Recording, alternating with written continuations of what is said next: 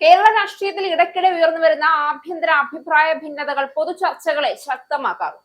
കഴിഞ്ഞ കുറച്ചുകാലമായി ജി സുധാകരനും കമ്മ്യൂണിസ്റ്റ് പാർട്ടിയുമായുള്ള ബന്ധത്തിൽ അശാന്തത നിലനിൽക്കുന്നുവെന്ന വിലയിരുത്തലാണ് രാഷ്ട്രീയ വൃത്തങ്ങളിൽ ശക്തമായി ചർച്ച ചെയ്യപ്പെടുന്നത്.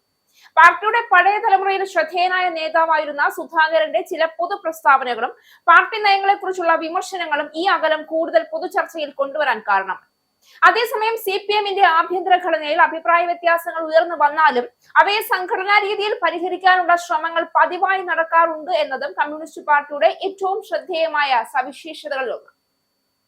ഇത്തരമൊരു പശ്ചാത്തലത്തിലാണ് സുധാകരനും CPM-ഉം തമ്മിലുള്ള ബന്ധത്തിൽ വീണ്ടും സൗഹൃദാന്തരീക്ഷം രൂപപ്പെടുമോ എന്ന ചോദ്യം ഇപ്പോൾ രാഷ്ട്രീയ കേരളത്തിൽ കൂടുതൽ ഉയരുന്നത്. പാർട്ടി നേതൃത്വവുമായി നടത്തിയ അനൗപചാരിക ചർച്ചകൾ, ഇടനിലക്കാരുടെ ഇടപെടലുകൾ, പഴയ സഹപ്രവർത്തകരുടെ അനുനയ ശ്രമങ്ങൾ എന്നിവയെക്കുറിച്ചുള്ള വാർത്തകൾ പുറത്തു വന്നതോടെ ഈ വിഷയത്തിൽ പുതിയ ഗതിയാണുണ്ടായത്. പ്രത്യേകിച്ച് പാർട്ടിയുടെ മുതിർന്ന നേതാക്കളും സംഘടനാ ഘടകങ്ങളും തമ്മിലുള്ള സംഭാഷണങ്ങൾ ശക്തിപ്പെടുത്തി പ്രശ്നം പരിഹരിക്കാനുള്ള ശ്രമങ്ങൾ നടക്കുന്നുവെന്ന സൂചനകൾ രാഷ്ട്രീയ രംഗത്ത് പ്രതീക്ഷയും കൗതുകവും ഒരുപോലെ ഉയർത്തുകയാണ്. പെരുമ്പളം പാലത്തിന്റെ ഉദ്ഘാടനം ജി സുധാകരനും CPM-ഉം തമ്മിലുള്ള മഞ്ഞൊരുക്കത്തിന് വഴിയൊരുക്കുമോ എന്ന ആകാംക്ഷയിലാണ് ഇപ്പോൾ രാഷ്ട്രീയ കേരളം. മന്ത്രി മുഹമ്മദ് റിയാസ് അദ്ദേഹത്തെ ഔദ്യോഗികമായി ക്ഷണിക്കുകയും നോട്ടീസിൽ പേരും ചിത്രവും ഉൾപ്പെടുത്തുകയും ചെയ്തിട്ടുണ്ടെങ്കിലും ആരോഗ്യപരമായ കാരണങ്ങളാൽ സുധാകരൻ ചടങ്ങിൽ നിന്ന് വിട്ടുനിൽക്കാനാണ് സാധ്യത.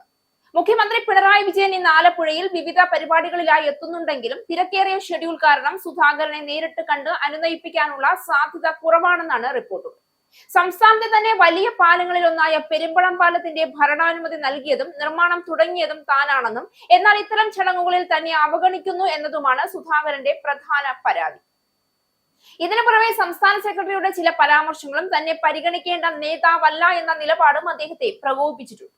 നിലവിൽ വീട്ടിൽ വിശ്രമിക്കുന്ന അദ്ദേഹത്തെ കാണാൻ പാർട്ടി കേന്ദ്ര സെക്രട്ടറി അടക്കമുള്ളവർ എത്തിയിരുന്നെങ്കിലും പരാതികളും പരിഭവങ്ങളും ഇനിയും അവസാനിച്ചിട്ടില്ല എന്ന് അദ്ദേഹത്തിന്റെ പ്രതികരണങ്ങൾ തന്നെ സൂചിപ്പിക്കുന്നുണ്ട്. സുധാകരനെ അനുനയിപ്പിക്കാൻ CPM ഔദ്യോഗികമായി തന്നെ ശ്രമങ്ങൾ നടത്തുന്നുമുണ്ട്. കേന്ദ്ര കമ്മിറ്റി അംഗം CS സുജാത സുധാകരനെ നേരിൽ കണ്ട് അംഗത്വം പുതുക്കണമെന്നും വരാനിരിക്കുന്ന തിരഞ്ഞെടുപ്പ് പ്രചരണങ്ങളിൽ പരമാവധി സഹകരിക്കണമെന്നും ആവശ്യപ്പെട്ടിട്ടുണ്ട്. മാർച്ച് 20-നകം അദ്ദേഹം അംഗത്വം പുതുക്കുമോ അതോ പാർട്ടിയുമായുള്ള ബന്ധം അവസാനിപ്പിക്കുമോ എന്നതാണ് രാഷ്ട്രീയ കേന്ദ്രങ്ങൾ ഉറ്റുനോക്കുന്നത്. അതേസമയം UDF ക്യാമ്പ് സുധാകരന്റെ തീരുമാനത്തിനായി പ്രതീക്ഷയോടെ കാത്തിരിക്കുകയാണ്. അദ്ദേഹം പാർട്ടി വിടുകയാണെങ്കിൽ അമ്പലപ്പുഴയിൽ സ്വതന്ത്രനായി പിന്തുണയ്ക്കാനാണ് അവരുടെ നീക്കം. എന്നാൽ തന്റെ സഹോദരൻ ജി ഭുവനേശ്വരൻ KSU-കാരനാൽ കൊല്ലപ്പെട്ട് രക്തസാക്ഷിയായ ചരിത്രവും തന്റെ രാഷ്ട്രീയ പാരമ്പര്യവും പരിഗണിക്കുമ്പോൾ സുധാകരൻ അത്തരമൊരു കടുത്ത തീരുമാനമെടുക്കാൻ സാധ്യത കുറവാണ് എന്നാണ് വിലയിരുത്തലുകൾ. പാർട്ടി വിടുന്നത് വർഗവഞ്ചകൻ എന്ന പേര് വീഴാൻ കാരണമാകുമെന്ന വൈകാരികമായ തിരിച്ചറിവും അദ്ദേഹത്തിന് ഉണ്ടാകാൻ സാധ്യതയുണ്ട്. ഇപ്പോൾ നടക്കുന്ന അനുനയ നീക്കങ്ങൾ ഫലപ്രദമാകുമോ എന്നത് വരാനിരിക്കുന്ന ദിവസങ്ങളാണ് വ്യക്തമാക്കുക.